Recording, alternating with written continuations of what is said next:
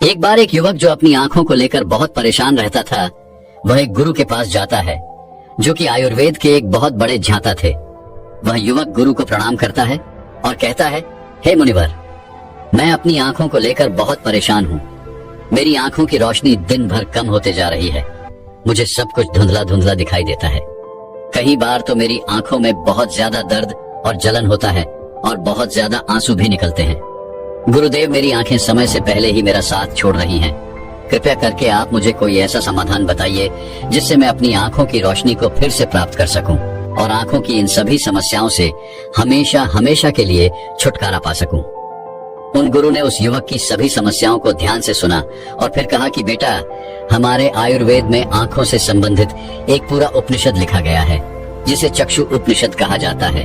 इसके अलावा हमारे महर्षि वाग्भट ने आंखों के इलाज से संबंधित कई उपाय बताए हैं, कई नियम बताए हैं, जिसमें कुछ प्रमुख नियमों के बारे में आज मैं तुम्हें बताता हूँ। और इसके साथ ही आज मैं तुम्हें एक ऐसे चूर्ण के बारे में बताऊंगा जिसका 15 दिन उपयोग करने से ही आपकी आंखों की ज्योति जो है वह वापस लौट आएगी। और साथ में ही इन नियमों का पालन करने से सिर्फ कुछ ही हफ्तों में आपके आंखों की रोशनी में एक आश्चर्यचकित परिवर्तन होगा। आप खुद देखेंगे कि आपकी आंखों की रोशनी वापस लौट आएगी और आपको पहले से अधिक स्पष्ट दिखाई देगा। और अगर तुम लंबे समय तक इस चूर्ण का उपयोग करते हो और इन नियमों का पालन करते हो तो तुम्हारी आंखों की सभी समस्याएं, सभी बीमारियां जड़ से खत्म हो जाएंगी और तुम्हारी आंखें हमेशा के लिए स्वस्थ और दृष्टिकोण बनी रहेगी। फिर गुरु उस युवक से कहते हैं कि बेटा, सबसे पहले इन नियमों के बारे में जानते हैं। इसके बाद मैं तुम्हें उस चूर्ण के बारे में, उस चूर्ण की विधि के बारे में बताऊंगा और यह भी बताऊंगा कि तुम्हें उसे किस तरह से प्रयोग करना है। फिर गुरु उस युवक से कहते हैं कि बेटा, अब तुम्हें नियमों को ध्यान से सुनो। आंखों के उपचार के लिए आयुर्वेद का पहला नियम है, सुबह उठते ही बिना कुल्ला किए अपने मुंह की लार को आंखों पर लगाना है। तुम जैसे ही सुबह बिस्तर से उठते हो तो बिस्तर पर बैठे हुए ही अपने मुंह की लार को अपनी उंगली में लो और उसे अपनी आंखों की कोर में काजल की तरह लगाओ। यह बहुत ही रामबाण इलाज है। आंखों की सभी समस्याओं का असल में हमारी लार में वह सभी तत्व पाए जाते हैं जो मिट्टी में होते हैं, और जब हम मुंह की लार को आंखों में लगाते हैं तो वह सभी पोषक तत्व हमारी आंखों को मिलने लगते हैं जो इसे स्वस्थ बनाए रखने के लिए बहुत जरूरी है। आंखों को हमेशा स्वस्थ बनाए रखने के लिए आयुर्वेद का दूसरा नियम है, मुंह में पानी भरकर आंखों में धीरे धीरे छींटे मारना। तुम जब रोज सुबह अपनी आंखों को धोते हो तो उसे ऐसे ही मत धो, बल्कि उससे पहले अपने मुंह में पानी भरो, फिर अपनी आंखों पर कम से कम 20 छींटे मारो। छींटे इतनी तेजी से न मारो कि आपकी आंखों में दर्द होने लगे, वह लाल हो जाए।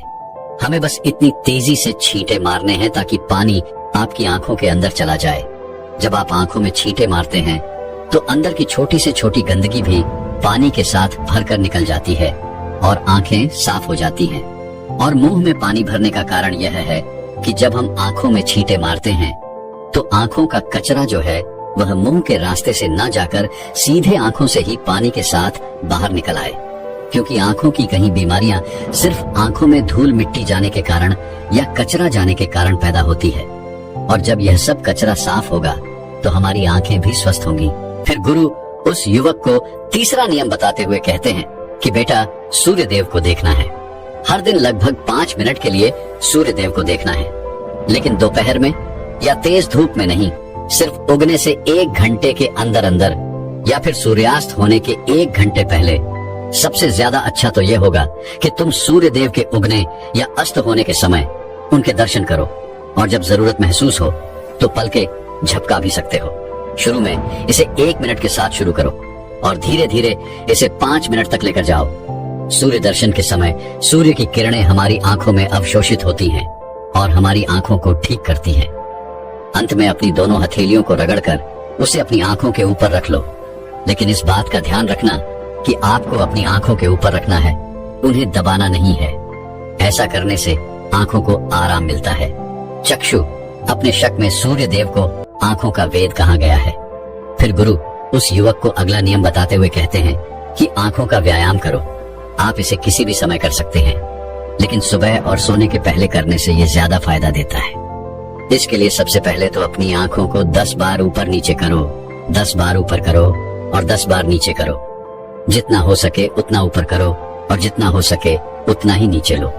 लेकिन इस बात का ध्यान रखना है कि आंखों के साथ सर नहीं घूमना चाहिए। सर स्थिर होना चाहिए। सिर्फ और सिर्फ आपकी आंखें घूमने चाहिए। आंखों को ऊपर नीचे करने के बाद आंखों को 10 बार बाईं ओर और 10 बार दाईं ओर लेकर जाओ। इसके बाद 10 बार आंखों को ऊपर कोने की ओर और 10 बार आंखों को निचले कोने की ओर लेकर जाओ। इसके बाद आंखों को गोल गोल घुमाते हुए एक वृत्ताकार आकृति बनाने का प्रयास करो। आंखों को 10 बार दाहिनी ओर गोल गोल घुमाएं और 10 बार बाएं ओर गोल गोल घुमाएं। फिर सबसे जरूरी व्यायाम, अपने हाथ के अंगूठे को अपनी दोनों आंखों के बीच में रखो और अपने नाखून के हिस्से को देखो और बिना ध्यान हटाए धीरे धीरे अपने अंगूठे को दूर लेकर जाओ। इस दौरान आपका पूरा ध्यान अंगूठे के नाखून पर होना चाहिए। जैसे ही अंगूठा दूर जाए तो सारा ध्यान अंगूठे से हटाकर उसके पीछे वाली चीज पर लगाओ। फिर वापस अंगूठे के नाखून पर ध्यान केंद्रित करो और फिर उसे धीरे धीरे अपने नाक के पास लो। इस प्रक्रिया को तुम्हें 10 बार दोहराना है और फिर इसके बाद अपने दोनों हथेलियों को रगड़कर अपनी दोनों आंखों को ढक लेना है और आंखों को आराम देना है। दरअसल हमारी आंखों के आसपास बहुत सारी मांसपेशियां होती हैं जो हमारी आंखों को चलाती है, उन्हें नियंत्रित करती है। बिना व्यायाम के यह मांसपेशियां कमजोर पड़ जाती है, लेकिन इस व्यायाम को करने से तुम्हारी आंखों की मांसपेशियां मजबूत होती हैं और वह अपनी कोई भी ताकत दोबारा हासिल कर सकती है। फिर गुरु अगला नियम बताते हुए कहते हैं कि शरीर को साफ रखो, क्योंकि शरीर साफ तो बीमारियां साफ। आयुर्वेद के नियम के अनुसार यदि हमारा शरीर भीतर से साफ है तो हमें कोई बीमारी नहीं हो सकती है। अगर हमारी आंतें साफ है और उनमें कोई भी पुराना भोजन जमा नहीं हुआ है तो हमारा पेट सुबह एक बार में ही साफ हो जाता। हमें कब्ज की समस्या कभी नहीं होती है, तो हमारा हर एक अंग स्वस्थ रहेगा और हमारी आंखें भी स्वस्थ रहेगी।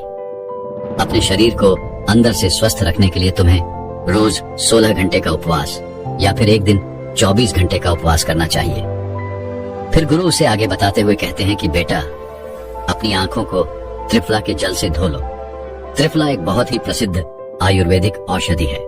महान आशी वाग्भट ने त्रिफला को इंसानी शरीर के लिए अमृत तुल्य बताया है। त्रिफला जैसे ही उसका नाम है, यह 3 फलों से मिलकर बना है। पहला है आंवला, दूसरा है बहेड़ा और तीसरा है हरड़। को बनाते समय इन तीनों की मात्रा का ध्यान रखना बहुत आवश्यक है। त्रिफला बनाने के लिए आंवला, बहेड़ा और हरड़ का अनुपात 1:2 और 3 होना चाहिए। यानी आंवला 3 गुना, बहेड़ा 2 गुना और हरड़ 1 गुना होनी चाहिए। इन तीनों को सुखाकर इनके बीज निकालकर इसे अच्छे से पीस कर मिला लीजिए। इस तरह से त्रिफला का चूर्ण तैयार हो जाता है। फिर इसे किसी मिट्टी के बर्तन में रख दीजिए और 1 चम्मच त्रिफला चूर्ण को 2 ग्लास पानी में रात में भिगोकर रख दें और सुबह उसे छानकर अपनी आंखों को उससे धो लीजिए। ऐसा करने से बहुत ही तेजी से आंखों की सभी समस्याओं में आराम मिलता है और आंखों की रोशनी बहुत ही तेजी से बढ़ती है। त्रिफला सिर्फ आपकी आंखों के लिए नहीं बल्कि हमारे शरीर के लिए भी बहुत फायदेमंद होता है, क्योंकि यह वात, पित्त और कफ तीनों दोषियों को नियंत्रित करता है। शरीर को साफ करने के लिए त्रिफला को 2 तरीके से लिया जा सकता है, एक रात को और दूसरा सुबह। अगर आप त्रिफला सुबह लेते हैं तो गुड़ या शहद के साथ लो, और यदि आप त्रिफला को रात में लेते हैं तो दूध के साथ या फिर गर्म पानी के साथ इसे ले सकते हैं। रात में दूध या गर्म पानी के साथ जो त्रिफला खाया जाता है वह हमारे शरीर को साफ करने का काम करता है, गंदगी बाहर निकालता है। और सुबह जो गुड़ या शहद के साथ त्रिफला खाया जाता है यह पोषक तत्व का काम करता है, यानी कि पोषक तत्व प्रदान करता है। इसीलिए जो व्यक्ति स्वस्थ है, जिन्हें कब्ज या पेट से जुड़ी हुई कोई भी दिक्कत नहीं है, वह त्रिफला को दिन में खाए, और जिन्हें पेट की सफाई करनी है, कब्ज की समस्या रहती है, वह इसका सेवन रात को करे। फिर गुरु उस युवक को अगला नियम बताते हुए कहते हैं कि बेटा, यह नियम बहुत ही लाभकारी है। इससे तुम्हारी आंखें और मन दोनों ही तेज बनते हैं। इसके लिए तुम्हें एक अंधेरे कमरे में दीपक या मोमबत्ती जला लेना है। फिर उसे इतनी ऊंचाई पर रखना है कि जब तुम बैठो तो वह तुम्हारी आंखों के ठीक सामने होना, ज्यादा ऊपर होना चाहिए और ना ही ज्यादा नीचे होना चाहिए। इसके बाद आपको अपनी पीठ को सीधा करके आरामदायक स्थिति में बैठ जाना है और अपनी दृष्टिकोण उस दीपक या मोमबत्ती की ज्वाला पर, यानी ज्योति पर केंद्रित करना है और लगातार उस ज्योति को देखना है। इस बीच यदि तुम पलक झपकाना चाहते हो तो आप झपका सकते हो, लेकिन कोशिश करो कि जितनी देर तुम बिना पलक झपकाए रह सकते हो तो बिना पलक झपकाए रहो। थोड़ी देर में तुम देखोगे कि तुम्हारी आंखों से आंसू बहने लगेंगे, लेकिन चिंता करने की कोई जरूरत नहीं है, क्योंकि यह क्रिया हमारे आंसुओं के द्वारा हमारी आंखों की सफाई कर रही है। इस प्रक्रिया के बीच आप आंखों के आंसू को रोकने का प्रयास ना करें, बस इन्हें बहने दें। इस दौरान अपने हाथों से अपनी आंखों को भी स्पर्श नहीं करना है। जब यह प्रक्रिया पूरी हो जाए तब अपनी दोनों हथेलियों को रगड़कर धीरे धीरे अपनी आंखों के पास लेकर जाओ और आंखों को ढक लो। यह प्रक्रिया रोज रात को सोने से पहले कुछ मिनट के लिए करो। फिर तुम स्वयं देखोगे कि तुम्हारी आंखों की रोशनी दिन प्रतिदिन बढ़ती जा रही है। इस प्रक्रिया को करने से आपकी आंखों की रोशनी के साथ साथ आपकी एकाग्रता भी बढ़ती है। फिर गुरु उस युवक को अगला नियम बताते हुए कहते हैं कि किसी भी ठंडी सब्जी जैसे खीरा, लौकी और आलू के छोटे छोटे टुकड़ों को कुछ मिनट तक अपनी आंखों के ऊपर रखो। जब हम खीरे या लौकी को इस तरह से छोटे छोटे टुकड़ों में काटकर आंखों के ऊपर रखते हैं तो हमारी आंखों के आसपास का जो क्षेत्र है वह ठंडा हो जाता है और बाकी का क्षेत्र गर्म रहता है, जिससे आंख और सर के बीच का जो तापमान है उसमें अंतर आ जाता है और ज्यादा से ज्यादा रक्त आंखों की तरफ आने का प्रयास करता है। फिर जिस जगह पर रक्त का प्रवाह ज्यादा होता है उस जगह का इलाज खुद ब खुद शुरू हो जाता है। इस प्रक्रिया को आपको हर दिन 10 से 12 मिनट तक जरूर करना है। इससे आपकी आंखों की रोशनी बढ़ेगी और आप ताजगी महसूस करेंगे। फिर गुरु उस युवक को अगला नियम बताते हुए कहते हैं कि बेटा, तुम्हें रोज ऐसा काम करना है जिसमें ज्यादा रक्त का प्रवाह हो, जैसे शीर्षासन, भस्त्र का आसन। ऐसे आसनों को करने से रक्त की ज्यादा मात्रा आंखों की तरफ जाती है और आंखें स्वस्थ बनी रहती है। फिर गुरु उस युवक को कहते हैं कि बेटा, तुमने नियमों के बारे में तो जान लिया, अब मैं तुम्हें उस चूर्ण के बारे में बताता हूँ जिसका उपयोग तुम्हें करना है। और उसका उपयोग करने से कभी भी तुम्हारे आंखों की ज्योति खराब नहीं होगी, और अगर जिनको चश्मा लग चुका है उनका चश्मा भी कुछ हफ्तों में उतर जाएगा। इस चूर्ण को बनाने के लिए आपको 4 चीजों का प्रयोग करना है, जिसमें पहली चीज है सौंफ, दूसरी चीज है बादाम, तीसरी चीज है धागे वाली मिश्री और चौथी चीज है काली मिर्च। हमें सबसे पहले तवे पर सौंफ को थोड़ा सेक लेना है। सौंफ को नेत्र ज्योति के रूप में अव्वल माना जाता है। इसकी तासीर ठंडी होती है। इसके साथ ही यह खाने को पचाने में बहुत ज्यादा मदद करती है। सौंफ हमारे शरीर के मोटापे को भी कम करती है। सौंफ में पोटेशियम, मैग्नीशियम, जिंक, लोहा, कॉपर जैसे मिनरल्स भरपूर मात्रा में होते हैं। आपको सौंफ को तब तक सेकना है जब तक उसमें खुशबू ना आ जाए। जब खुशबू आने लगे तब आप उसे नीचे उतार लीजिए। फिर आपको बादाम को हल्का हल्का सेकना है। बादाम में विटामिन ए प्रचुर मात्रा में होता है, जो हमारे दिमाग को तंदुरुस्त रखता है। इसमें प्रोटीन एवं फाइबर काफी अच्छी मात्रा में पाए जाते हैं, जिसकी वजह से हमारा पेट भरा भरा रहता है और यह हमारे मोटापे को भी कम करती है। इसके बाद आपको बादाम और सौंफ को अच्छी तरीके से पीस लेना है। इसका बारीकी टोन बना लेना है और इसके बाद आपको धागे वाली मिश्री में से धागा निकाल देना है और उसे कूट कर उसका बारीक टोन बना लेना है। फिर आपको 10 से 15 काली मिर्च लेनी है। काली मिर्च में एंटी इन्फ्लामेटरी तत्व पाए जाते हैं, जो आंखों के लिए बहुत लाभदायक होते हैं। इसके साथ ही काली मिर्च जीवाणु रोधक और इम्यूनिटी बढ़ाने में सहायक होती है, जिससे आंखों की रोशनी मजबूत बनती है। काली मिर्च में विटामिन ए और विटामिन ई पाए जाते हैं, जो आंखों के लिए बहुत लाभदायक हैं। काली मिर्च को भी आपको अच्छी तरीके से कूट लेना है, उसका भी बारीक चूना बना लेना है। फिर आपको इन चारों चीजों को एक साथ मिक्स कर लेना है। फिर आपको इस चूर्ण को 1 चम्मच गुनगुने पानी में या फिर 1 ग्लास दूध में सुबह सुबह खाली पेट लेना है। इसको लेने से आपकी आंखें बिल्कुल स्वस्थ रहेगी और साथ ही साथ आपका पेट भी बिल्कुल साफ होगा। आप अच्छी तरह से फ्रेश हो पाएंगे। इससे आपको अच्छी नींद आएगी और आपकी आंखों की रोशनी और दिमाग तेज होगा। और यह चारों चीजें जो हैं वह आपको अपने घर में ही उपलब्ध हो जाएंगी। फिर गुरु उस युवक से कहते हैं कि बेटा, आज के समय में आंखों को स्वस्थ रखने के लिए जो सबसे ज्यादा जरूरी है वह है अपनी स्क्रीन टाइम को कम करना।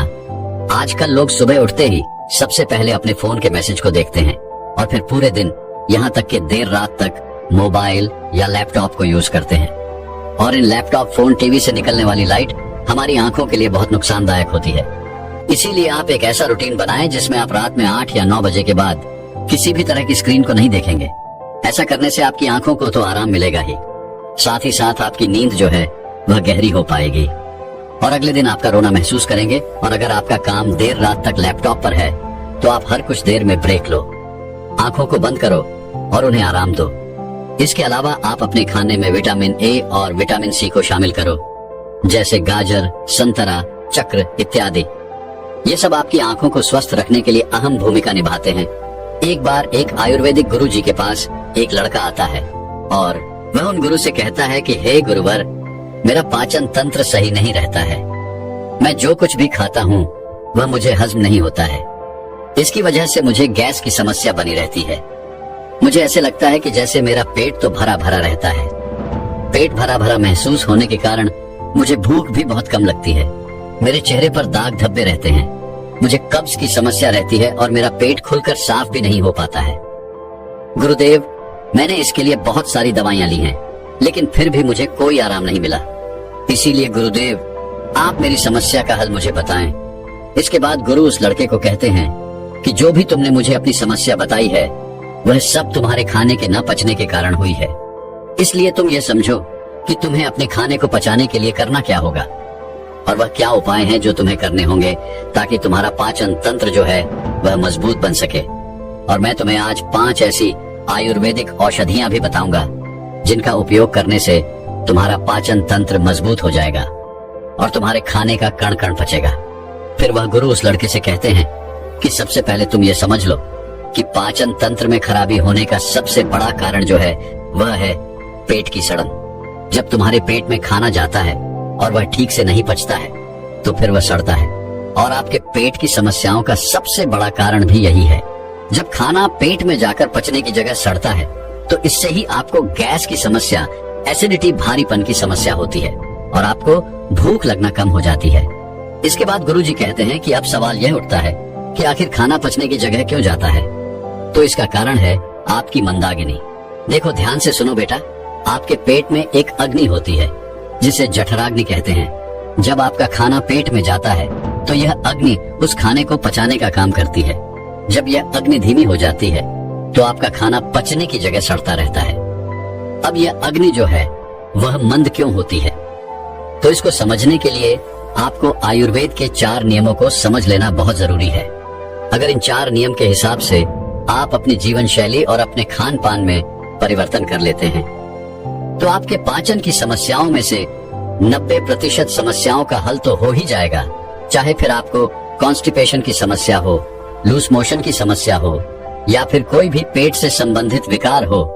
वह गुरु उस लड़के को पहला नियम बताते हुए कहते हैं, अशुभ आहार। हमारे आयुर्वेद में कहा गया है कि आप भोजन को पकने के 3 घंटे के अंदर अंदर उसे खा लें और ज्यादा से ज्यादा आप 5 घंटे के अंदर उसे खा लें।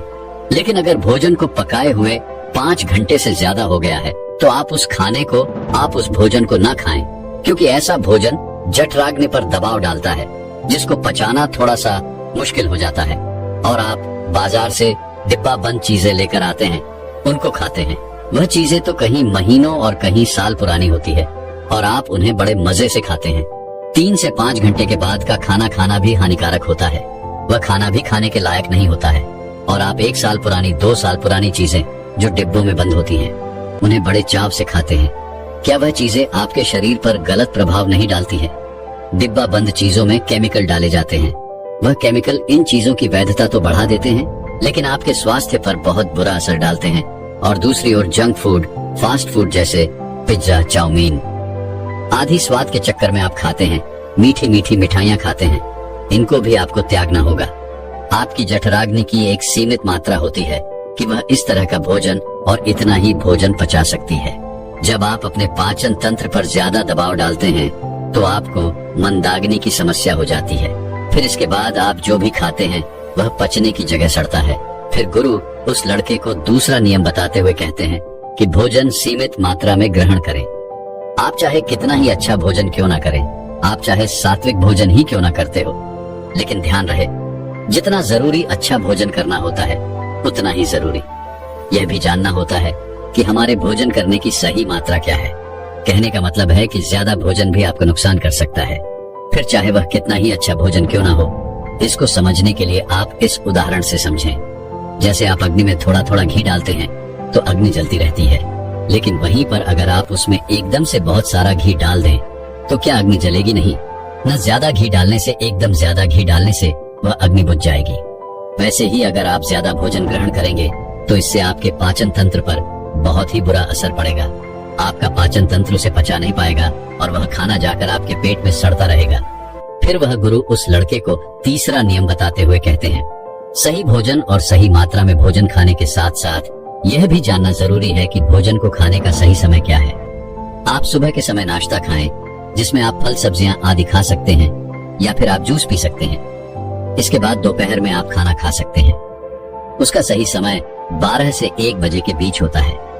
इसके बाद आपको शाम का खाना जो है वह थोड़ा जल्दी खाना होगा, जैसे कि आप शाम का खाना 6 से 7 बजे के बीच खा लें। और शाम का खाना आपको बिल्कुल हल्का खाना चाहिए। मगर लोग शाम को खाना एक तो देर से भी खाते हैं और दूसरा हल्का भोजन खाने की जगह भारी भोजन खाते हैं, फिर सीधा सोने चले जाते हैं, जिससे पाचन तंत्र मंद हो जाता है और खाना पचने की जगह सड़ने लगता है। इसीलिए शाम का खाना शाम ढलते ही खा लेना चाहिए और खाना खाते ही बिस्तर नहीं पकड़ना चाहिए। फिर वह गुरु उस लड़के को चौथा नियम बताते हुए कहते हैं कि पर्याप्त मात्रा में पानी पीना भी आपके पाचन तंत्र को मजबूत करता है। अगर आप पर्याप्त मात्रा में पानी नहीं पिएंगे तो आपको कब्ज की समस्या होगी और आपका पेट खुलकर साफ नहीं होगा। और अगर पेट साफ नहीं होगा तो जो खाना आप खाएंगे वह आपके पेट में पड़ा पड़ा सड़ता रहेगा। पानी आपके खाने को गला आता है, जिससे खाने को पचाने में आसानी होती है और आपका पाचन तंत्र मजबूत बनता है। वह गुरु उस लड़के को कहते हैं कि बेटा, इसके अलावा भी बहुत सारे ऐसे कारण हैं जो आपके पाचन तंत्र को कमजोर बनाते हैं, जैसे कि ज्यादा चिंता करना, धूम्रपान करना और खराब जीवन शैली। अगर आप इन चीजों पर ध्यान देंगे और अपनी आदतों को सुधारें तो आपका पाचन तंत्र जो है वह स्वतः ही सही हो जाएगा। फिर वह गुरु उस लड़के को कहते हैं कि इन आदतों और नियमों के अलावा अगर आप कुछ आयुर्वेदिक औषधियां भी लेते हैं तो आप अपने पाचन तंत्र को बहुत ही बेहतर बना पाएंगे और फिर उसके बाद आप जो भी खाएंगे वह आपको सब पच जाएगा। फिर इसके बाद गुरुजी उस लड़के को पहली औषधि के बारे में बताते हुए कहते हैं कि सबसे पहली औषधि है त्रिफला चूर्ण। आपके पाचन तंत्र के लिए त्रिफला से अच्छा कुछ भी नहीं है, यह सबसे बढ़िया औषधि है। त्रिफला पाचन शक्ति बढ़ाने और मेटाबॉलिज्म में सुधार करने का एक प्रभावी नुस्खा है। दरअसल त्रिफला 3 आयुर्वेदिक हर्ब्स का एक अद्भुत मिश्रण है। इसे बनाने के लिए आंवला, हरड़ और बहेड़ा का प्रयोग किया जाता है। तीनों ही जड़ी बूटियों में रोचक गुण होते हैं। यह मलत्याग को बढ़ावा देने में मदद करती है, साथ ही कब्ज से छुटकारा भी दिलवाती है। त्रिफला शरीर के तीनों दोष, वात, पित्त और कफ के संतुलन को बनाए रखने में आपकी मदद करता है। यह अंत में अच्छे बैक्टीरिया को बढ़ाता है, साथ ही टॉक्सिन्स को नष्ट करता है, जिससे डाइजेशन में सुधार होता है। नियमित त्रिफला का सेवन करने से पाचन संबंधी समस्याओं से बचाव और उनमें छुटकारा पाने में मदद मिलती है। आप रात में सोने से पहले गर्म पानी के साथ त्रिफला का सेवन कर सकते हैं। इसके लिए बस आपको 1 चम्मच त्रिफला अपनी जीभ पर रखना है, फिर गुनगुने पानी के साथ इसे निगल जाना है। आप चाहें तो दूध के साथ इसका सेवन कर सकते हैं। इसके अलावा आप रात में सोने से पहले 1 गिलास पानी में 1 चम्मच त्रिफला पाउडर मिलाकर ढककर छोड़ सकते हैं और सुबह खाली पेट इसका सेवन कर सकते हैं। यह भी पाचन को दुरुस्त रखने में आपकी मदद करेगा। फिर गुरु उस लड़के को दूसरी औषधि के बारे में बताते हुए कहते हैं कि वह है हिंग वॉश्ड। यह एक पॉली हर्बल आयुर्वेदिक औषधि है जिसका उपयोग पाचन विकारों के इलाज के लिए किया जाता है। यही काली मिर्च, अदरक, जीरा, अजवाइन और हिमालय नमक से मिलकर बना होता है। ये मलत्याग, पेट फूलना, अपच और कब्ज जैसी स्थितियों को प्रबंधित करने में मदद करता है। ये पेट में जलन पैदा किए बिना पाचन में मदद करता है। आयुर्वेद के अनुसार हिंग वॉश में दीपक यानी कि भूख बढ़ाने वाला और पाचन यानी पाचन गुण होते हैं जो भोजन को पचाने में मदद करते हैं। अपच और पेट फूलने से राहत दिलाते हैं। ये गुण भूख न लगने की समस्याओं में भी मदद करते हैं। हिंग में वात संतुलन गुण भी होता है जो पेट को नियंत्रित करने में मदद करता है। इसका भी प्रयोग आपको खाना खाने के 45 मिनट के बाद पानी या दूध में किया जा सकता है। फिर गुरु उस लड़के को तीसरी औषधि के बारे में बताते हुए कहते हैं एलोवेरा।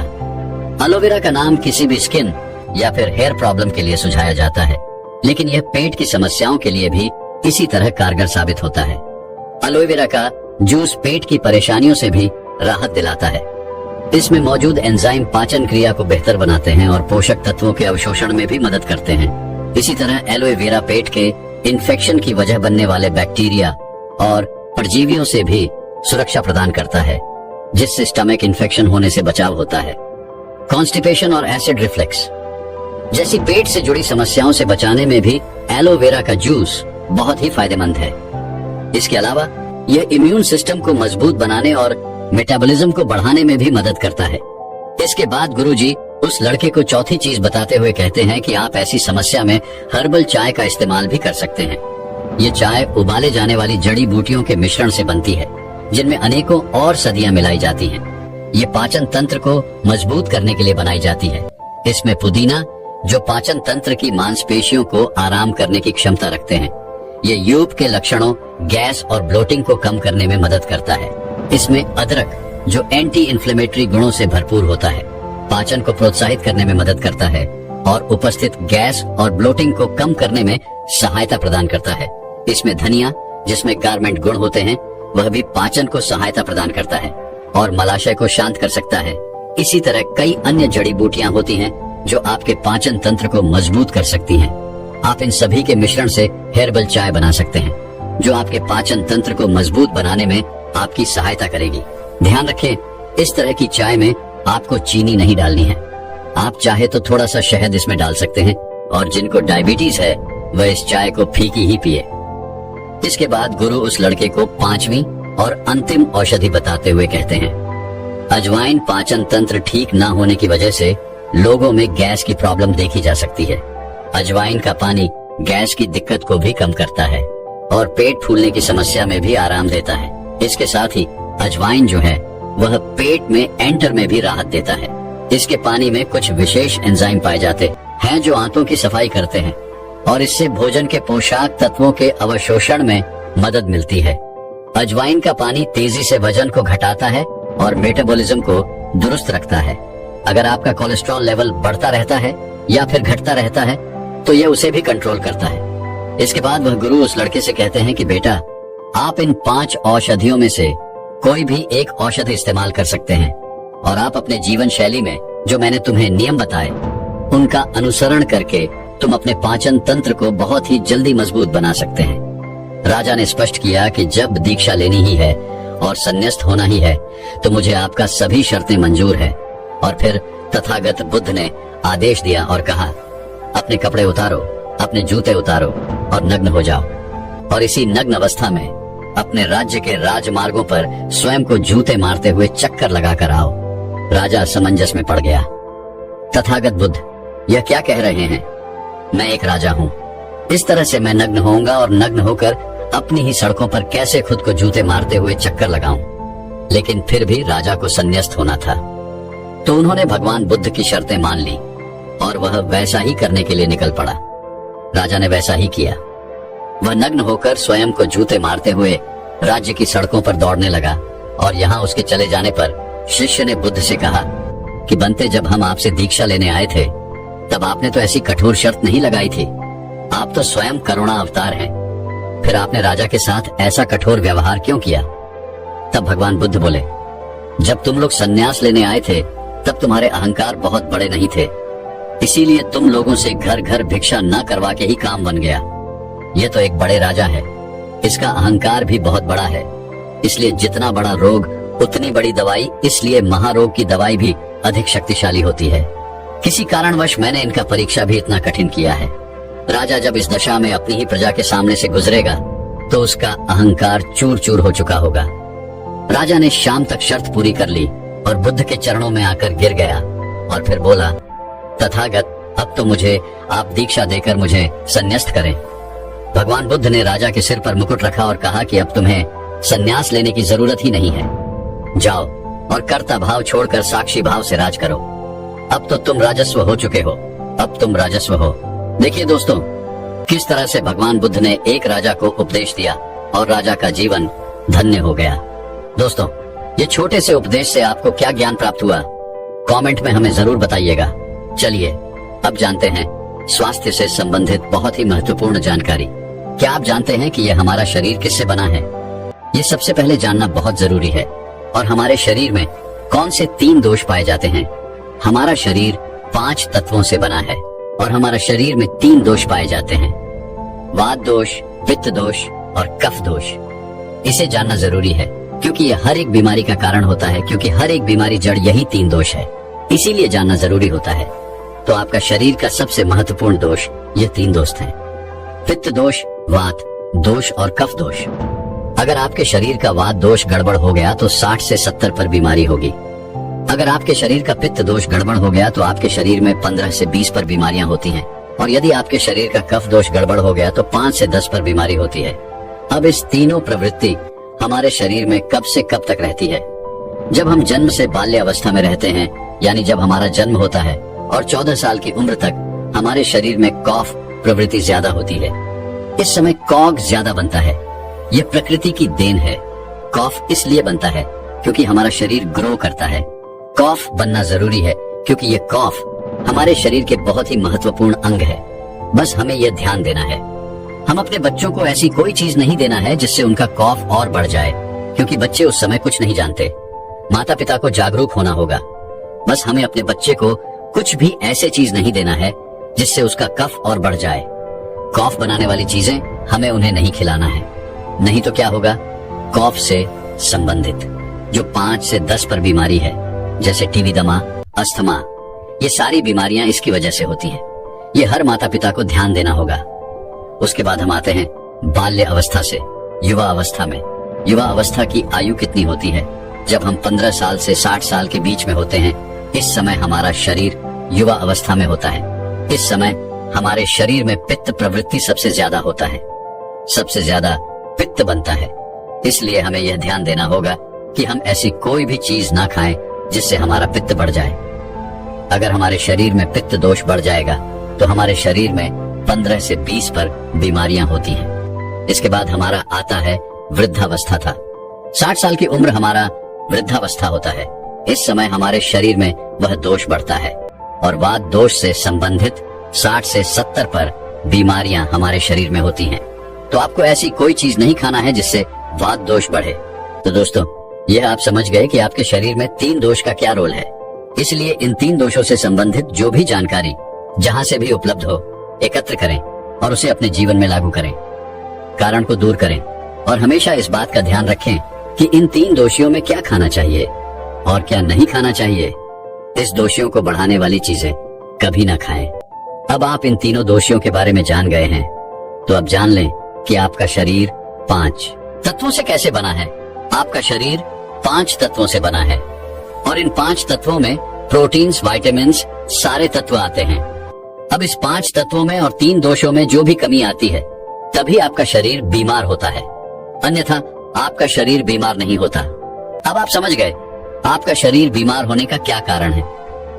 जैसे कुछ लोग रोते हैं, भगवान ने हमें ये कष्ट दे दिया, भगवान ने हमें ये बीमारी दे दिया, हमें गैस्ट्रिक अल्सर हो गया, हमें थायराइड, ब्लड प्रेशर, शुगर हो गया। क्यों हो गया? भगवान ने नहीं दिया, आपने खुद पाला है। जब प्रकृति आपको खाना खाने के नियमों का पालन करने के लिए कहती है, पानी पीने के नियमों का पालन करिए, इस प्रकृति का नियम पालन करिए, तो आप क्यों नहीं कर रहे हैं? जबकि हमारा शरीर उसी तत्वों से बना है प्राकृतिक तत्वों से ही तो बना है।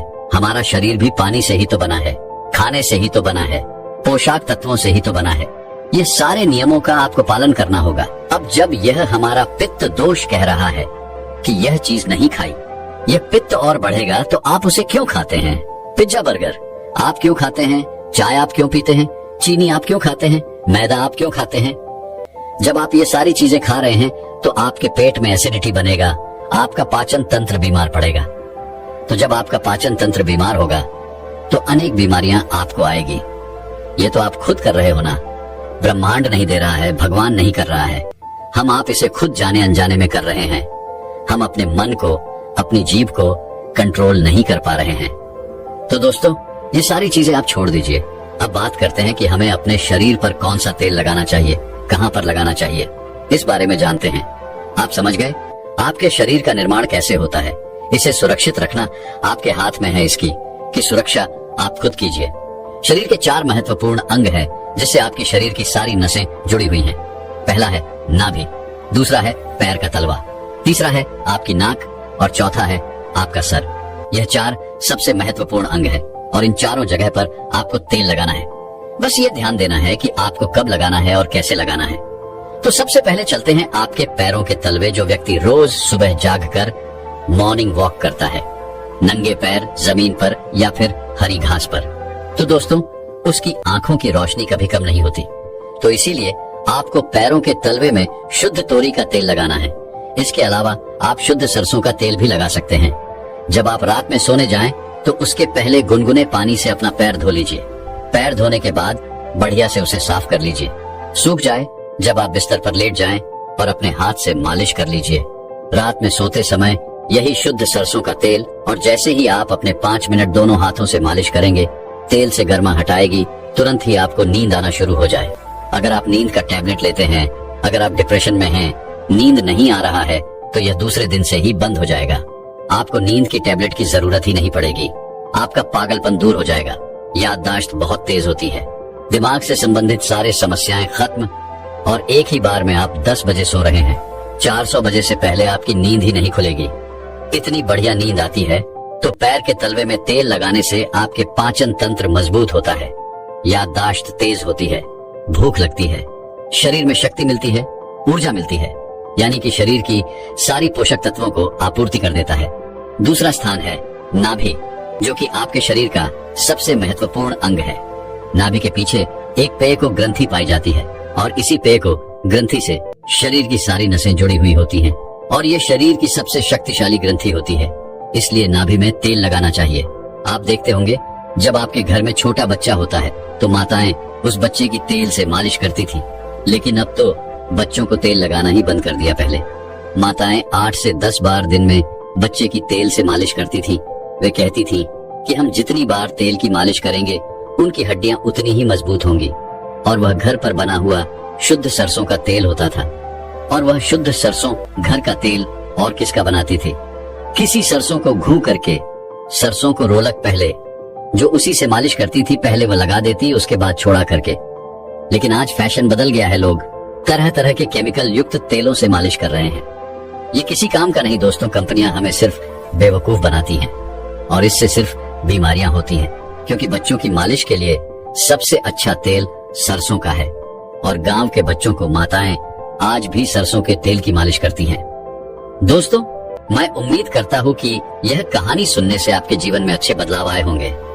आपको इस वीडियो से क्या सीखने मिला, ये कमेंट करके जरूर बताएं। और अपने परिवार, स्विंगल दोस्त या आपके करीब इंसान के साथ ये कहानी शेयर करके उन्हें भी इस जनान से परिचित करवाए।